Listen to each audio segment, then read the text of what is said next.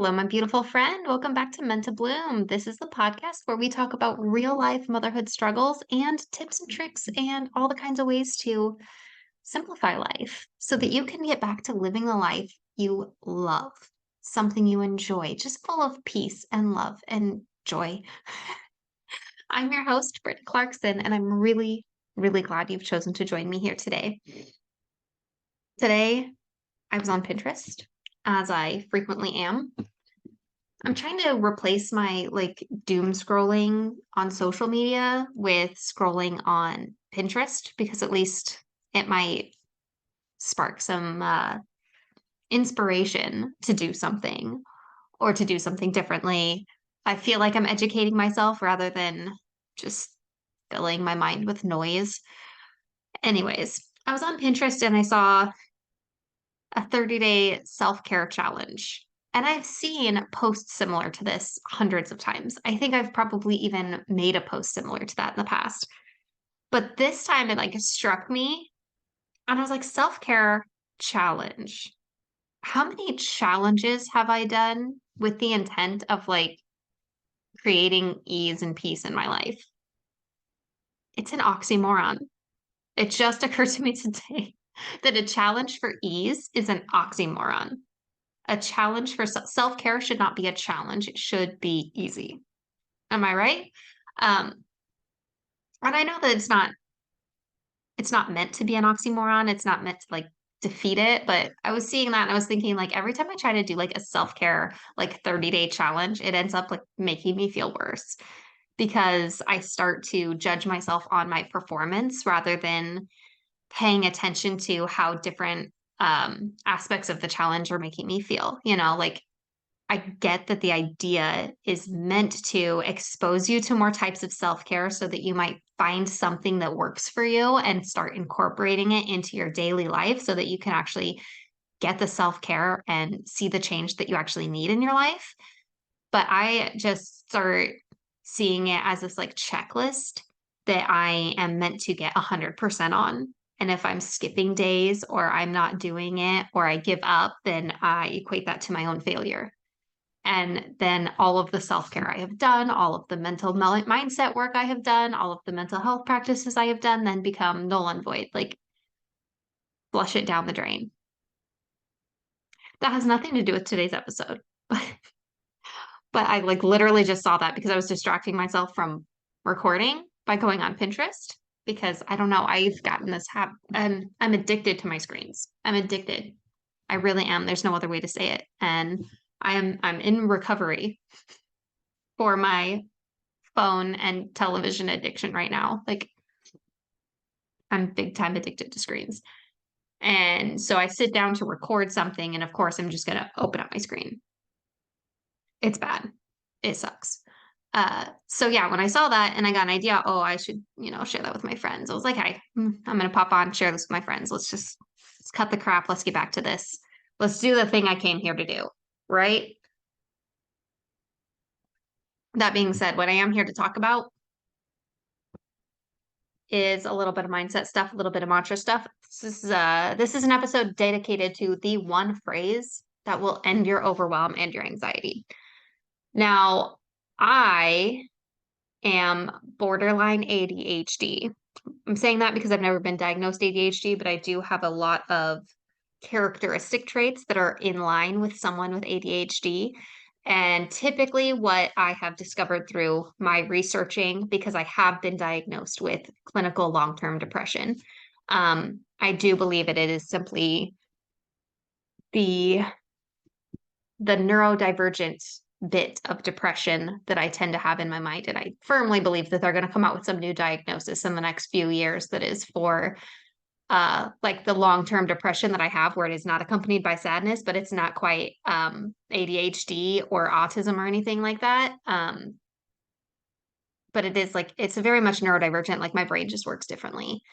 And it is pretty much attributed to depression. And it comes with depressive episodes where I lack motivation and focus and all of that. But anyways, you're not my psychologist. You don't need to hear all the details. But if you're kind of in the boat as me, I have been told by therapists that it's okay to count yourself as like neurodivergent. It's okay to treat yourself for ADHD, like as far as remedies and habits go. It's actually really healthy for you to apply those to your life if they're going to work for you, regardless of whether you are diagnosed, classified as ADHD, autistic, depressed, whatever, any of the things. It's okay to start um, taking those like lifestyle changes, the habits, and applying those into your own life. Um, so that's what was recommended to me by my kids' therapist was if you feel like you might be ADHD, but you don't meet the qualifications and a doctor is not recommending medication for you, it's still okay to pursue, the life hacks and the lifestyle changes that help someone with ADHD because if they help you, they help you. And it doesn't matter if you're diagnosed as anything or what. It doesn't matter what you are, who you are. If they help you, they help you. And you should do what helps you. Um, so, that being said, this is like the one hack that really helps me when I'm feeling super overwhelmed and I'm feeling like I just can't do the thing because I struggle with motivation and I struggle with focus. And I get very overwhelmed. I struggle with anxiety in my life. And this is a talk on a phrase that helps me stay focused and actually get things done.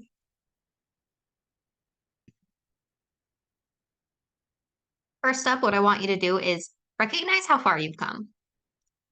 All right. If you're getting overwhelmed by the tasks in front of you, by what needs to get done, I tend to face a lot of overwhelm when I get up to go clean my kitchen, especially if it's been a couple days since I've done a lot in there or done anything. I mean, some days I don't do any dishes whatsoever for like 2 days and it piles up. Um, but to recognize how far you've come. My kitchen does get messy. It really does. But there was a time before I ever decluttered and I ever started actually making progress on my mental health. A time when I was an absolute mess, a wreck. I I was very lost and overwhelmed, and I should have been overwhelmed. Like there was a lot to overwhelm me. And I mean, during this time, like I would use every single dish before I would do the dishes. I would get overwhelmed. I would cry about it. I would have a mental breakdown going to actually take care of the stuff. It was a mess. It was bad. It was not good. Um, but things were way worse then. Okay. And my house was cluttered. I had way too many dishes. I had way too many appliances. I had things that I kept on the counter. So, like, even when the room was clean, it looked messy. Flash forward, 5 to 7 years later, and I can walk in and clean my kitchen, like fully clean it in like less than 30 minutes. I can have it totally done. That old mess used to take a couple hours to clean out. And, it would always involve having to clean out a fridge that was just stocked with food that had gone bad. And then having to clean all those dishes as well. My kitchen doesn't get that bad. I've created systems. I've gotten on, I've jumped aboard the decluttering train. I have less to clean, which makes it easier to clean. And it forces me to clean more often because after 2 to 3 days, I got to do it. I don't get to wait, 2 weeks before getting to a dish, as I used to. More is not the answer. Less is usually the answer here to things like this. So if you take the time to realize how far you've come, maybe it's your laundry system, maybe it's your mental health, maybe it's just, social anxiety that's getting in the way. Notice how far you've come. Because if you've been listening to this podcast for any amount of time, if you've been applying anything, if you've been seeing a counselor, a therapy, reading self-help books, if you simply have an awareness now that you didn't have before, recognize how far you've come. You have taken a step. Okay. I guarantee like you can't be worse off now than you were before. You can't. Life moves forward. Even if you're making worse choices now than you used to make, you are mentally farther than you were before because you know more now. You are more self-aware than you were before. Even if it's simply just the fact that I have made you more self-aware at this point today during this episode right now, you are moving forward. You have come farther than you think. And you're going to keep moving. You're going to keep going. You're going to keep growing. And that's the beauty of life. But moving forward, doesn't mean anything if you don't recognize how far you've come first. All right. If you're constantly, you can get addicted to growth and it can become actually detrimental. Is that the word? It can actually be counterproductive to get addicted to growth. I've been in this position where I started getting addicted to growth and I got obsessed with it, obsessed with my growth. And then I started feeling bad because I felt like everything kept being out of reach because I kept moving the finish line because I kept growing and saying like, oh no, I mean, that's not the finish line anymore. That's too easy. I need to move it. And I never hit the finish line and then celebrated how far I'd come. I just kept moving the goalpost and I kept thriving for more instead of being present where I am. Okay. Visualizations can be really helpful. Like, yes, you should know your end goal. You should have big dreams, big goals. Do it. But if you're constantly moving that goalpost, if you're constantly looking at what you want to do and you're not looking at what you've done or the one thing in front of you right now, but you're looking at the big picture all of the time, you can feel very small, very insignificant. You can feel like that is impossible to reach. Visualization is great at the beginning. And it's great to keep in mind what that end goal is. But if you're obsessed with the end goal instead of obsessed with your current reality, it's going to bite you in the butt. It's going to cause you to feel like you're not going to get there because you're not there. And so far, you've never gotten there because that's the big dream that keeps moving farther into the distance because the dream keeps growing because you're growing. You've got to stop and look at how far you've come already. Look at how much you have already grown. Look at who you are right now compared to who you were before. You've done amazing things and you're going to keep doing amazing things. And it's okay to stop, to pause, and to just be okay where you are right now. Even if it feels like a step back, an arrow has to be pulled back before it's shot forward. It's okay to step back. It's okay to enjoy life right where you are. I think that is just beautiful and necessary. And we forget when we get obsessed with self growth, we forget to do that sometimes, to just be complacent for a while. Be okay where you are. I think it's a beautiful thing. So, visualizing that end goal is definitely helpful. And the way I tend to see life is that life is a perpetual staircase. And the best thing you can do is like be happy on the step you're at. And instead of looking way up ahead all of the time, look backwards and see who's right behind you that you can help get up to the level you're currently on. That is a great way to like build a gratitude and a self-awareness of where you are and knowing that like you don't have to be at the top before you start helping people. In fact, the person all the way at the top of the staircase has a harder time helping the people who are right behind you because they can't reach them anymore. They're too far back. All right. You are in the perfect position to help the people who are one step behind you. You know, grab your girlfriends, grab your bestie, support her, hold each other up, help each other get through the season you're in right now. Um, just absolutely. But here's that one phrase I promised you. Now that we have laid some groundwork, that one phrase that helps keep me like instantly calm and in the present and doing the thing I need to do right now to achieve the goal I want, whether this is like in business, in friendships, getting to the grocery store, cleaning my kitchen. Okay, I have to go clean my kitchen right now. So that is what's in my mind right now. And that is what sparked the topic of today's episode because it's been one that's been on my heart for a long time. I'm getting sidetracked and on a tangent, and I'm sorry. The suspense must be killing you. But that's why I decided I'm going to come up here and talk about it because the thought was in my head. One thing at a time. Okay, this has changed my life to use this phrase consistently and just, it has been life changing. One thing at a time. Just one thing at a time. That's all you have to do. One thing at a time. Slow down, take a breath, and just do one thing at a time. Focus on one thing at a time. Stop trying to multitask. Stop trying to do it all. Just do one thing at a time. Okay. And I really love the concept of like Emily P. Freeman's book and podcast, The Next Right Thing. That's so in line with it. And I always like, I feel like these two are so in line with the ideas. Just do the next right thing. You don't have to get every single thing you have to do. You don't need to know every step on that staircase. Just take the next step. Okay. Just focus on one thing. You don't have to know how you're going to get to that end goal. You don't have to do all the steps that need to be done to get there all at the same time. Just do one thing at a time. Okay. And I want you to take this mantra and I want you to plaster it. Okay. Sticky notes around your house, on your phone, wallpaper, whatever. Write it down on your planner, on your journal, just one thing at a time. Make it your affirmation, make it your intention, make it a mantra, a part of you. Like just make it an obsession. So that when you start to get overwhelmed, one thing at a time is what comes to mind and comforts you and pulls you through and keeps you grounded in the present to just do the thing right now that needs to be done. Okay. And this one is going to get me through my holiday season with the planning of the holidays and the hosting. We're in a new house that's bigger than our old one. And my husband has always had these dreams of hosting holidays and parties.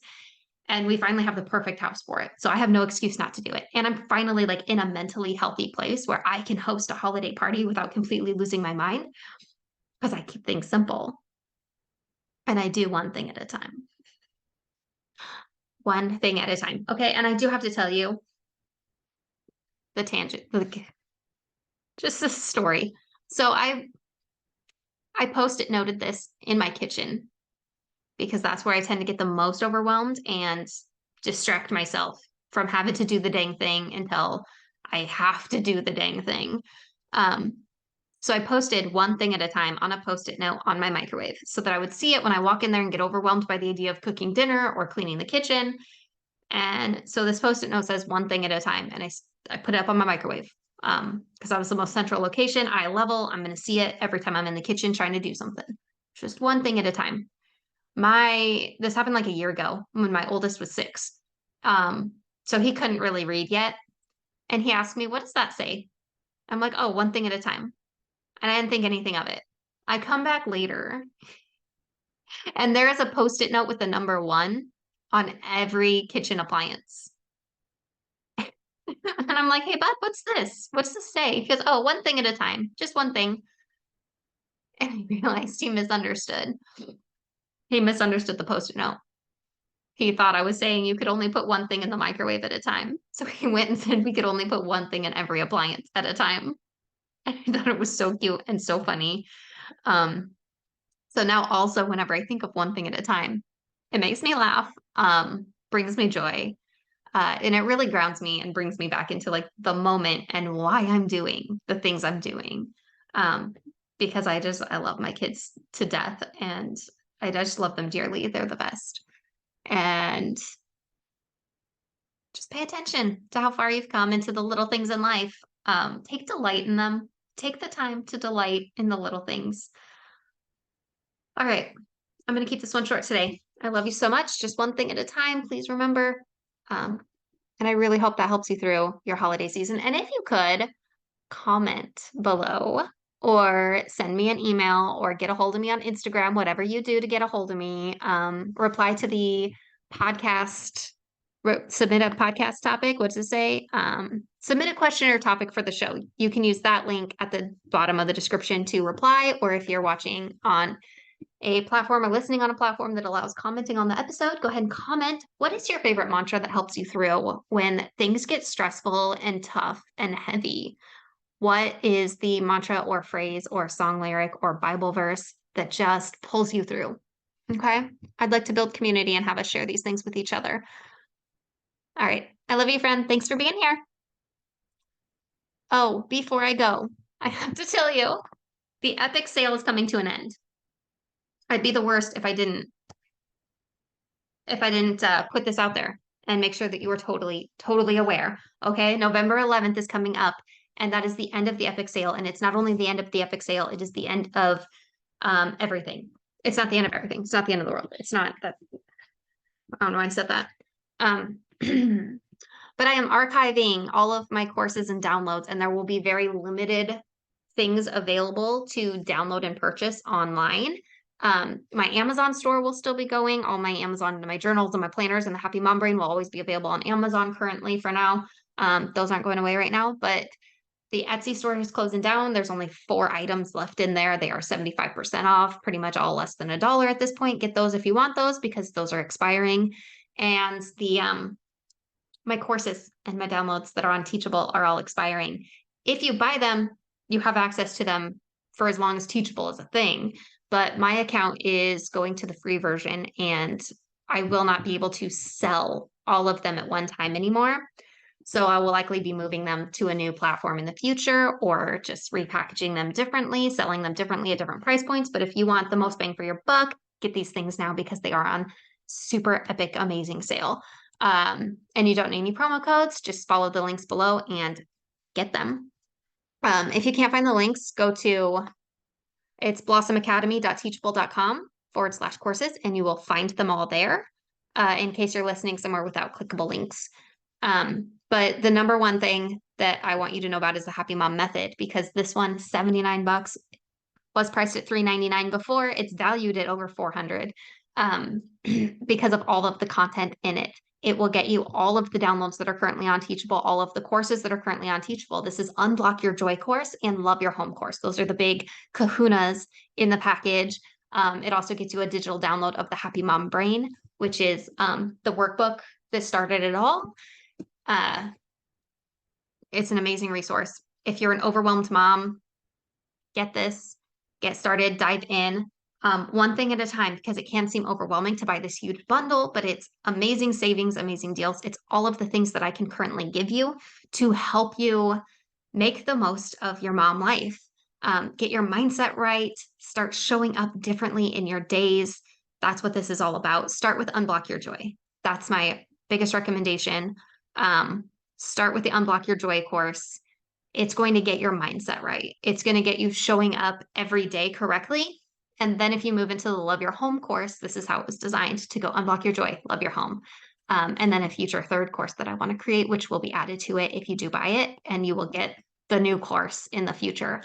But that one's more how you show up in the world. But currently I have how you show up for yourself in your mind, unblock your joy. That is very much mental health stuff, very much mindset stuff, very much how you are choosing to show up in the world. Let's fix that, get that right, get it all aligned. And then loving your home is how you show up in your home. It's got a lot of really great simple hacks to simplify what you're doing in your home. And it's also a lot of mindset stuff about how you view your home, getting grateful for your home, even when you don't like the home you're in. Because this was designed as the long-term name was Love the Home You've Hated. Okay, so love your home, great resource. Especially if you're a homemaker or a home manager, whatever, like stay-at-home mom, that's it's a very great resource for you to have. Okay. And then that future course that I do want to create probably in the next year. I don't know. I can't make any promises on it because maybe it'll never happen. But I always intended on creating a third course that would then be added to it. And each of these courses are $99. They were priced at $188, got mad at the economy and inflation and decided to lower my prices to do my part because money got tight. And I grew up with, shopping Walmart clearance racks. So I get not wanting to spend a lot of money, and especially as a mom, not wanting to spend a lot of money on yourself. So I've lowered the prices as low as I can go with still providing the need for value, like, proving the value of the thing. So you could get each course simply for $33, the Unblock Your Joy for $33, Love Your Home for $33, and then all of the digital downloads if you want those. It does add up to over $79. So if you want the whole package, get the Happy Mom method. It's a bundle for $79. You will not find this anywhere else, and it won't be available after November 11th until I don't know when.